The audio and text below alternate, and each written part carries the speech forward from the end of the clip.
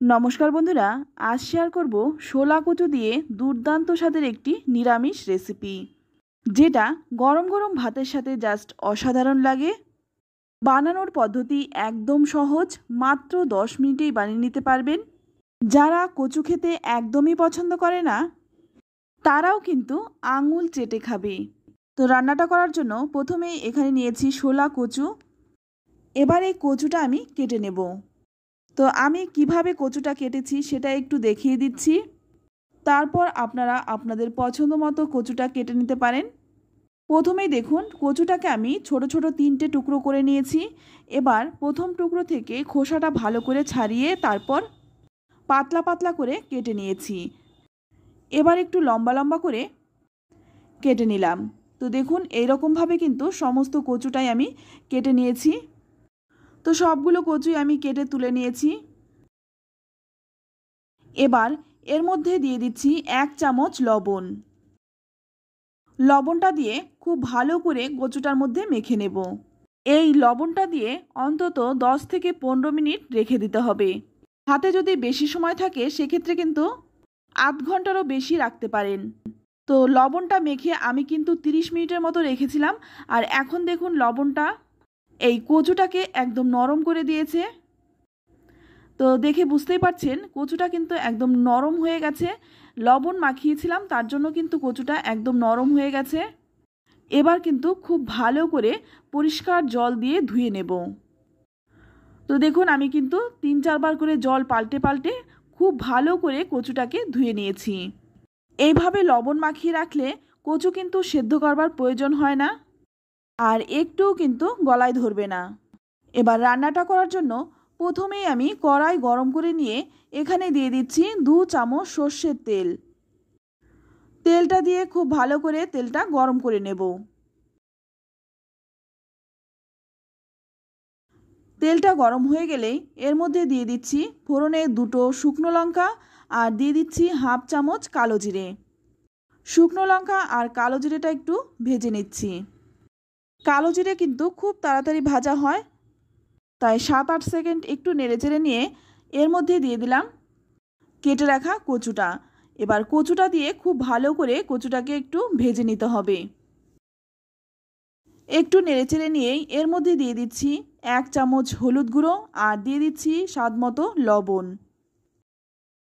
লবণ আর হলুদ গুঁড়োটা দিয়ে খুব ভালোভাবে নেড়েচেড়ে মিশিয়ে নিতে হবে। তো বন্ধুরা, কচুর তো অনেক রেসিপি খেয়েছেন, একবার এইভাবে বানিয়ে দেখুন, আশা করছি আপনাদের ভীষণ ভালো লাগবে।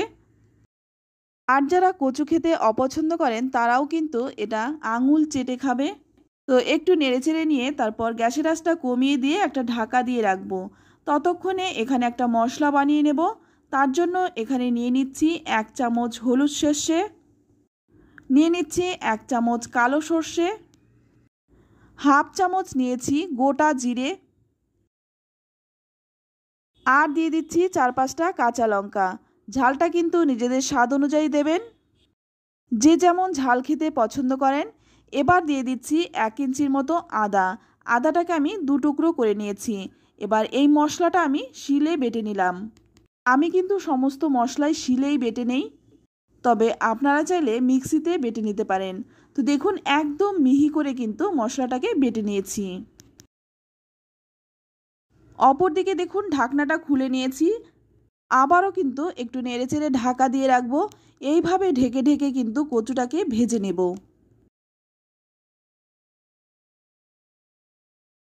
তো দেখুন, ঢাকনাটা খুলে নিয়েছি আর একটু নেড়েচেড়ে নিয়ে এবার এখানে দিয়ে দিচ্ছি বেটে রাখা মশলাটা। মশলার প্লেটটা ধুয়ে সামান্য একটু জলও দিয়ে দিলাম। তারপর আবারও কিন্তু কচুর সঙ্গে এই মশলাটাকে খুব ভালো করে কষিয়ে নিতে হবে। এইভাবে কষাতে কষাতে কিন্তু কচুটা একদমই নরম হয়ে যাবে। এইভাবে রান্না করলে গরম গরম 1 থালা ভাত শুধু এই দিয়েই খাওয়া হয়ে যাবে। তো এখানে আমি সামান্য একটু জল দিয়ে দিলাম, যাতে এই মশলাটা খুব ভালো করে কষানো যায়। তো জলটা দিয়ে ভালো করে একটু নেড়েচেড়ে মিশিয়ে নিচ্ছি। তারপর গ্যাসের আঁচটা কমিয়ে দিয়ে ঢাকা দিয়ে রাখবো 5 মিনিট। 5 মিনিট পর দেখুন, কচুটা কিন্তু সেদ্ধ হয়ে গেছে।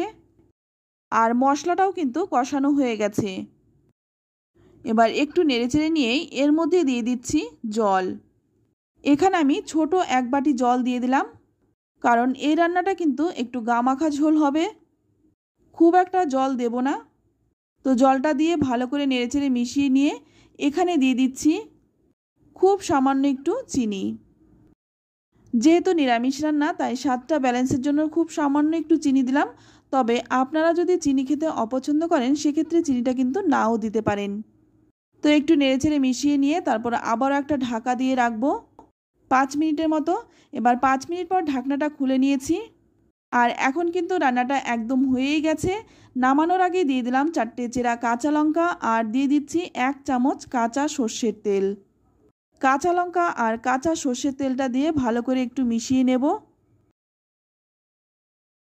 তো রান্নাটা কিন্তু একদম সহজ, বানাতেও কিন্তু খুব একটা সময় লাগে না। আর এটা কিন্তু গরম গরম ধোয়া ওঠা ভাতের সাথে খেতে জাস্ট অসাধারণ লাগে। তো ভালো করে নেড়েচেড়ে মিশিয়ে নিয়ে তারপর একটা ঢাকা দিয়ে রাখবো যতক্ষণ না পরিবেশন করছি। তো একটু নামিয়ে দেখিয়ে দিচ্ছি দেখতে কতটা সুন্দর হয়েছে, খেতেও কিন্তু দুর্দান্ত হয়। তো বন্ধুরা, আমার এই শোলা কচুর নিরামিষ রেসিপিটি আপনাদের কেমন লাগলো অবশ্যই কমেন্টে জানাবেন। ভালো লাগলে লাইক শেয়ার করতে একদম ভুলবেন না। আর আপনি যদি আমার চ্যানেলে নতুন হয়ে থাকেন চ্যানেলটা সাবস্ক্রাইব করে নেওয়ার অনুরোধ রইল।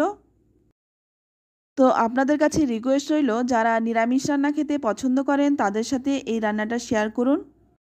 আশা করছি তাদেরও ভীষণ ভালো লাগবে। তো আজ এই পর্যন্তই, আবারও নিয়ে আসবো অন্য কোনো নতুন রেসিপি। ততক্ষণ সকলে ভালো থাকবেন, সুস্থ থাকবেন আর সকলকেই ধন্যবাদ।